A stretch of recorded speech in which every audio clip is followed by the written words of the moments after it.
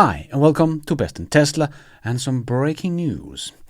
Because apparently Tesla has just released full self-driving in China. So that has some huge implication. This is huge, so we have to check this out. So let's check it all out and let's dive right in.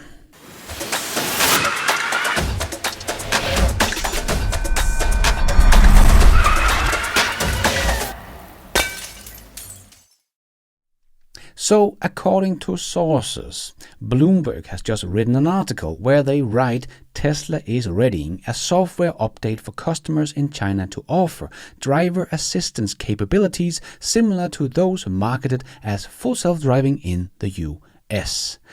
So that's huge, and we do know from Tesla themselves that they have told us before that they are just waiting for approval for full self-driving in Europe and China. So I am guessing that this is full self-driving version 13 we're talking about.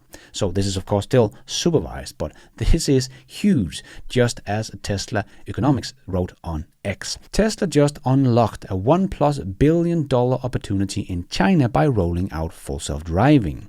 This moves open up an additional 2 million potential customers, currently Teslas, in China, and more coming with the new Model Y.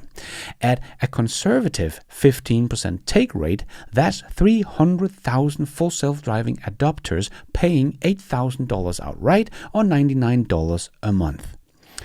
And China will most likely be more competitive with full self-driving pricing and offer this tech at a lower price. Tesla China just opened the floodgate to the future of autonomy, and not many are understanding this massive opportunity. This is a big deal. Oh yes, indeed. And Herbert also tuned in and wrote, with 2 million plus potential customers, the numbers speak for themselves. Even at a conservative take rate, that's a massive revenue. China's competitive full self-driving pricing could only make this opportunity even bigger. Oh yes, indeed. This is a huge deal if you ask me. Because the earnings is one thing, and that is of course a big thing that could come in already in Q1 here, and definitely in Q2, but that will bring in some potential profit for Tesla for sure. But the other thing is that this is a huge demand lever for Tesla in China, because in China, Tesla is actually not seen as this huge tech leader, because there are so many electric vehicles with really high techs and screens coming down and refrigerators and all this kind of stuff. They put a lot of tech in their electric vehicles. Probably also why they are not profitable yet, because they make them very expensive to build and very complicated to produce. But anyway, they do have a lot of EVs with a lot of great tech in them, where Tesla is more seen like this Volvo kind of car, the sensible choice, right? It is very safe and a good, decent electric car, but it's not that high tech compared to many of the Chinese competitors. But with full self-driving version 13, that will change, when the Chinese people can go to a Tesla showroom and get a test drive and be driven around by full self-driving version 13. And it has blown people's minds over in the US, and you do need to supervise it, of course, but just the amount of driving it can do on its own, and it can park itself and all this good stuff, is something that the Chinese people, I think, is really going to like. So that will put Tesla much higher on the ranking list of which car to get if you like high tech. So if Tesla can keep the price of their cars as they have done in Europe with the new refreshed Model Y, but now offer maybe just a monthly subscription, and maybe even cheaper than in the US of $99, well, then you have a very good priced car in China that now can drive itself. I think this is exactly what some of the Chinese people want. And just the opportunity of 2 million customers, like overnight being able to buy this, $8,000 outright or just $99 a month, is going to be huge for Tesla's profits going forward. But definitely a huge demand lever for Tesla in China.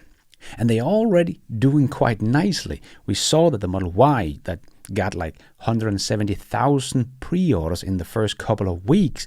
Well, I think there's going to be a lot more lining up to get that Model Y now, because now it can suddenly drive itself.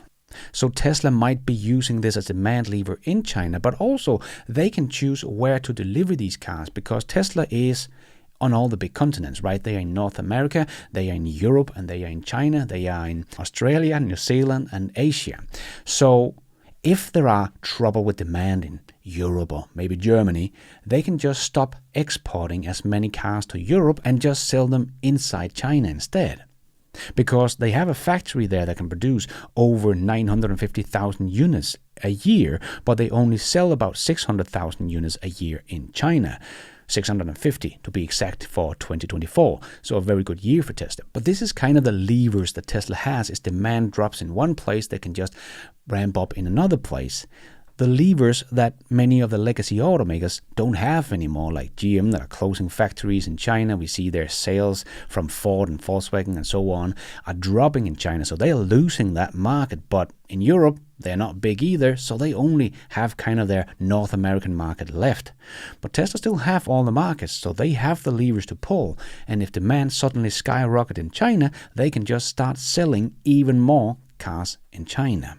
And even though Tesla is in between the shift from the old Model Y to the new Model Y that the demand seems to be very high for, so you kind of expect that the old Model Y's sales would just tank completely. But in January, when they announced the new refreshed Model Y, Tesla still managed to sell over 25,000 Model Ys of the old version in China, the second best selling SUV in China of any powertrain. I just don't know how Tesla can do that with an old version that is going out of business. And the new version is just around the corner, but they still sell like crazy. And now they have a demand lever they have not had before, and will suddenly be much more of a high-tech car company in the eyes of the Chinese. So this is definitely some huge news. The potential is big just for the pure profits that's going to come in. 2 million customers overnight being able to buy software for $8,000 each. And that is basically pure profits. So this is going to be great. Probably already in Q1, but definitely in Q2 and going forward. So a huge demand lever and huge profit booster. So that's very nice. But that is all for this little breaking news video. Hope you enjoyed it. If you did, don't forget to hit that like button. It really does help this video out a lot so others can find it on YouTube. And if you did like it, maybe you want to consider hitting that subscribe button, notification bell, so you don't miss out on future videos just like this one. And thank you for watching. And until next time, take care out there and be nice.